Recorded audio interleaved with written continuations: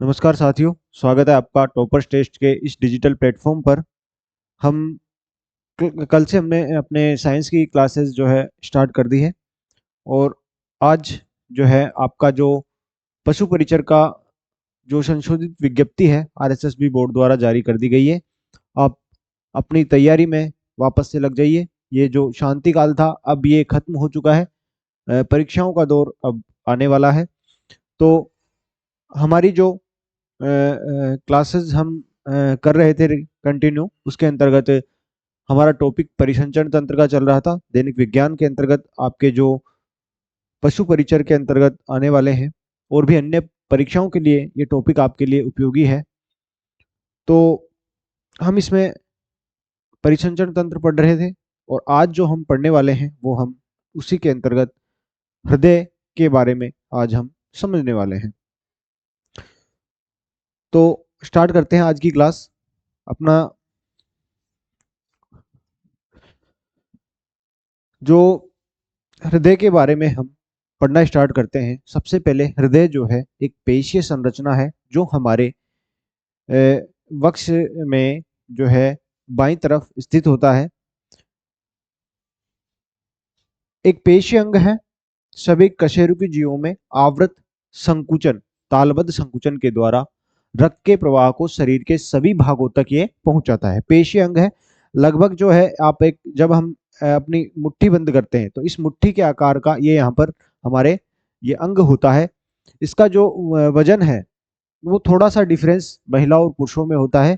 पुरुषों में थोड़ा अधिक वजनी जो है हृदय होता है, महिलाओं में थोड़ा कम वजनी होता है। यानी कि हम एक्यूरेट इसके वजन की बात करें तो वजन तक चलते हैं उससे पहले देखते हैं हम कि एक पेशीय अंग है और जो है एक पंप की तरह हमारे शरीर में कार्य करता है।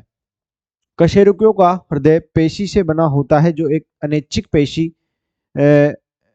ऊतक है जो केवल हृदय अंग में ही पाया जाता है। कशेरुकियों का हृदय हृदय पेशी, एक पेशी का नाम है हृदय पेशी, कार्डियक मसल से बना होता है जो एक अनैच्छिक पेशी है। यानी उस पेशी पर, हृदय की जो पेशियां हैं उन पर हमारा नियंत्रण नहीं है, वो ऑटोमेटिक कार्य करती है। हम अपनी स्वेच्छा से, जैसे हमारे हाथ की पेशियां हैं, पाँव की पेशियां हैं, इनको हम अपनी इच्छा से घुमा फिरा सकते हैं। लेकिन हृदय को हम अपनी स्वेच्छा से इसको बंद स्टार्ट नहीं कर सकते। इसमें कोई इसकी कार्यविधि में हम परिवर्तन नहीं कर सकते। अनैच्छिक पेशी है। अब जो है केवल हृदय अंग में ये पाया जाता है। अब भार की बात कर लें, वजन की बात कर लें इसके, तो महिलाओं में 250 से 300 ग्राम हृदय का वजन होता है, जबकि पुरुषों में 300 से 350 ग्राम होता है। सीधी सी बात है, पुरुषों के जो दिल है उसका वजन अधिक होता है। हमारा दिल, पुरुषों का दिल बड़ा होता है महिलाओं से। तो औसतन जो हृदय जो धड़कता है 1 मिनट में 72 बार धड़कता है। ये आप सबको पता है, ये सामान्य जानकारी है। इससे आगे चलते हैं। संरचना आप देखना चाहो तो एक सामान्य संरचना आपको दी हुई है, आगे भी हम इसके बारे में देखने वाले हैं। बायां अलिंद, ये जो संरचना है इसमें हमारे 4 कोष्ठ होते हैं। 4 कोष्ठ इस प्रकार से, एक में साधारण चित्र बनाऊं तो हृदय में 4 कोष्ठ होते हैं। ऊपर के 2 कोष्ठ हैं ये वाले, ये कहलाते हैं आलिंद। तो जो दाएं तरफ का है वो दायां लिंद, बाएं तरफ का बायां लिंद कहलाता है। ऊपर वाले कोष्ठ, यहाँ से जो है ब्लड इनमें जाता है नीचे वाले चैम्बर्स में। तो ये जो नीचे वाले कोष्ठ है, ये जो कोष्ठ है ये कहलाते हैं निलय। ये कहलाते हैं निलय। 4 कोष्ठ ये हृदय होता है। इनके बीच में, इन आलिंद और निलय के बीच में जो है, यहाँ से यहाँ रुधिर जाने के लिए इनके बीच में कपाट पाए जाते हैं, वॉल्व पाए जाते हैं। एक तरीके से वॉल्व पाए जाते हैं।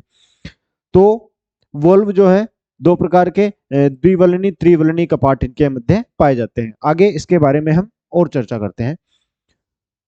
यह वक्ष गुहा में बाईं ओर दोनों फेफड़ों के मध्य फुफ्फुस मध्यावरण में स्थित होता है।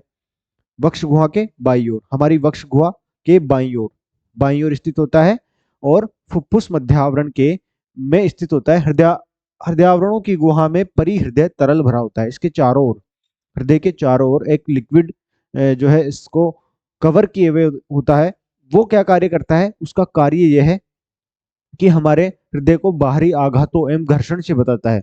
उसको किसी प्रकार का नुकसान ना हो, बाह्य आघात उस पर हृदय पर डायरेक्ट ना पड़े, इसलिए इसके बाहर जो है एक लिक्विड का, एक द्रव का आवरण पाया जाता है। हमारे शरीर में जितने भी नाजुक अंग हैं, जिस प्रकार से मस्तिष्क है, मस्तिष्क के चारों तरफ भी एक द्रव पाया जाता है। वो क्या होता है उसमें जो है एक, जैसे कोई चीज पानी में तैरती रहती है, इसी प्रकार ये क्या है, बाहरी आघातों से हमारे नाजुक अंगों की सुरक्षा के लिए चारों तरफ उनके एक द्रव पाया जाता है। हृदय मस्तिष्क में पाया जाता है, मस्तिष्क के चारों एक खोपड़ी में हमारे एक द्रव होता है, जो कि हमारे मस्तिष्क को सुरक्षा प्रदान करता है। इसी प्रकार हृदय के चारों ओर भी एक द्रव पाया जाता है, जो उसको बाहरी आघातों और किसी भी प्रकार के हलचल से होने वाले घर्षण से उसको बचाता है। मानव हृदय में 4 कक्ष होते हैं, हम बात कर चुके हैं। 2 पतली भित्ति वाले ऊपरी कक्ष। सबसे इंपॉर्टेंट बात यह है कि आलिंद जो होते हैं, ऊपरी कक्ष को क्या कहलाते हैं? आलिंद। ऊपरी कक्ष आलिंद कहलाते हैं। ये जो होते हैं ये पतली भित्ति वाले होते हैं। पतली भित्ति, आलिंद की भित्ति पतली होती है, जबकि नीचे के 2 मोटी भित्ति वाले कक्ष निलय कहलाते हैं। नीचे जो निलय होते हैं उनकी भित्ति क्या होती है? मोटी होती है। आलिंद एवं निलय को एक मध्य एक हल्की दरार इन्हें पृथक करती है। इसे आलिंद निलय दरार या कोरोनरी सल्कस कहते हैं। आलिंद निलय दरार, इनके मध्य क्या है, जो दरार पाई जाती है उसको हम कोरोनरी सल्कस कहते हैं। आगे चलते हैं। फेफड़ों से ऑक्सीजनित रुधिर 4 फुफ्फुसीय शिराओं द्वारा बाह्य आलिंद में लाया जाता है। शरीर के सभी भागों से अनऑक्सीजनित रुधिर ऊर्ध्व महाशिरा तथा निम्न महाशिरा द्वारा दाएं आलिंद में लाया जाता है। अब सबसे पहले क्या होता है, जैसे हमारे हृदय के 4 चैम्बर हैं, इस प्रकार से ये दायां आलिंद हो गया और ये बायां आलिंद हो गया। तो सबसे पहले जो अशुद्ध रुधिर शरीर में, जो कोशिकाओं से वापस जो रुधिर लाया जाता है, अशुद्ध रुधिर का मतलब होता है जिस रुधिर में ऑक्सीजन नहीं है, उसी को अशुद्ध रुधिर कहते हैं। तो बिना ऑक्सीजन वाला जो रुधिर है वो अशुद्ध रुधिर कहलाता है, वो यहाँ पर लाया जाता है। अब हृदय क्या काम करता है, यहाँ से दायां आलिंद में आया, दायां आलिंद से दाएं नीले में जाएगा और दाएं नीले से फिर इसको ले जाया जाएगा हमारे फेफड़ों तक। फेफड़ों में क्या होगा, फेफड़ों में इस रक्त को ऑक्सीजन मिलेगी, इस रक्त के साथ ऑक्सीजन मिलेगी, और जब ऑक्सीजन मिल जाएगी तो ये रक्त जो अशुद्ध था वो शुद्ध बन जाएगा। जब रक्त के साथ ऑक्सीजन मिली तो ऑक्सीजनित रुधिर हो जाएगा, जो कि शुद्ध रुधिर कहलाएगा। फिर यहाँ से ये वापस आएगा हमारे दाएं नीले में, दाएं नीले से फिर जाएगा दाएं सॉरी बाएं नीले में, बाएं नीले से फिर बाएं आलिंद में, बाएं आलिंद से फिर जाएगा बाएं नीले में, और नीले से फिर शरीर के भागों तक, विभिन्न भागों तक इसको पहुंचाया जाएगा। तो इस प्रकार से चक्र चलता रहेगा। इस चक्र को हम आगे और पढ़ने वाले हैं, उससे पहले हम देख लेते हैं बाएं आलिंद एवं बाएं नीले के मध्य द्विवलनी कपाट। अब सबसे इंपॉर्टेंट बात क्या है कि हम बाएं वाले की बात कर रहे हैं। बाएं आलिंद बाएं नीले, दाएं आलिंद दाएं नीले, बाएं आलिंद और बाएं नीले के मध्य द्विवलनी कपाट। यहाँ जो होते हैं द्विवलनी कपाट पाए जाते हैं, या माइट्रल वाल्व भी इनको कहा जाता है। जबकि दाएं आलिंद एवं दाएं नीले के मध्य उपस्थित कपाट को त्रिवलनी कपाट, यहाँ पर 1 2 3 इस प्रकार से हम समझने के लिए लगा सकते हैं। 3 लाइनें हमने खींची है, 3 लाइनें मतलब त्रिवलनी कपाट, और 2 लाइनों का मतलब द्विवलनी कपाट। द्विवलनी कपाट किस किसके मध्य? बाएं आलिंद और बाएं नीले के मध्य। जबकि त्रिवलनी कपाट किनके मध्य? दाएं आलिंद और दाएं नीले के मध्य। तो इस प्रकार से ये आपको याद रखनी है संरचना में। आगे बढ़े तो अब ये आती है हमारी हृदय की कार्य प्रणाली। हृदय एक पेशीय पंप के समान, मैंने कहा आपको कि हृदय पंप के समान कार्य करता है। रुधिर को जो है निरंतर इनके धड़कने के कारण हमारे शरीर के विभिन्न अंगों तक रुधिर पंप होता है, रुधिर पहुंचाया जाता है। उस पर जो प्रेशर पड़ता है वो हृदय ही लगाता है, जिसकी वजह से निरंतर हमारे शरीर में रक्त घूमता रहता है। अब इसकी कार्य प्रणाली को हम इस चित्र के माध्यम से आसानी से समझ सकते हैं। चित्र, इसकी जटिल संरचना होती है हृदय की, जैसा कि हम अगर हृदय के चित्र समझ ले तो शायद थोड़ा मुश्किल हो, तो उसके लिए हम एक डायग्राम बनाते हैं। माना कि ये हम हृदय मान लेते हैं कि ये हमारा यहाँ तक हृदय है। 4 कोष्ठ, ये सरल चित्र है। दायां आलिंद होगा, दायां नीले होगा, बायां आलिंद होगा, बायां नीले होगा। बाकी हम ज्यादा डिटेल जटिल संरचना के माध्यम से इसको समझने का प्रयास नहीं कर रहे हैं। हम सरल संरचना के माध्यम, सरल डायग्राम के माध्यम से, एक मान लीजिए रेखा चित्र के माध्यम से हम इसकी कार्यप्रणाली को समझने का प्रयास कर रहे हैं। सबसे पहले शरीर के विभिन्न भागों से, सबसे पहले क्या होगा, शरीर के विभिन्न भागों से यहां से स्टार्ट करते हैं। शरीर के विभिन्न अंग है, यहां से रक्त चलेगा। इन अंगों में रक्त में जो ऑक्सीजन थी वो काम आ चुकी है, ऑक्सीजन खत्म है, अनऑक्सीजनित यानी इसमें ऑक्सीजन नहीं है, यानी कि अशुद्ध रक्त है, वो अनऑक्सीकृत रुधिर जो है किस में आएगा, सबसे पहले दाएं आलिंद में। दाएं आलिंद में आया। यहाँ दाएं आलिंद और बाएं आलिंद के बीच में अभी मैंने बताया त्रिवलनी कपाट है। ये भरने के बाद ये कपाट खुलेंगे। कपाट खुलने के बाद इसमें से इसमें दाएं नीले में, दाएं आलिंद से दाएं नीले में रक्त आएगा। इसमें संकुचन होगा, ये फैलेगा तो इसमें आगे बढ़ जाएगा।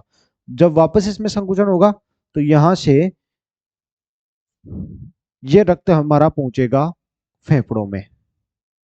ऑक्सीकृत मतलब फेफड़ों में जाके किसमें बदल जाएगा, अनऑक्सीकृत अभी तक है, अनऑक्सीकृत है, फेफड़ों में पहुंचा, बन गया ऑक्सीकृत। फेफड़ों में इसको ऑक्सीजन मिली, ऑक्सीकृत हो गया यानी शुद्ध हो गया। ऑक्सीकृत हो जाने पर शुद्ध हो गया, और शुद्ध होने के बाद ये पहुंचा बाएं आलिंद में।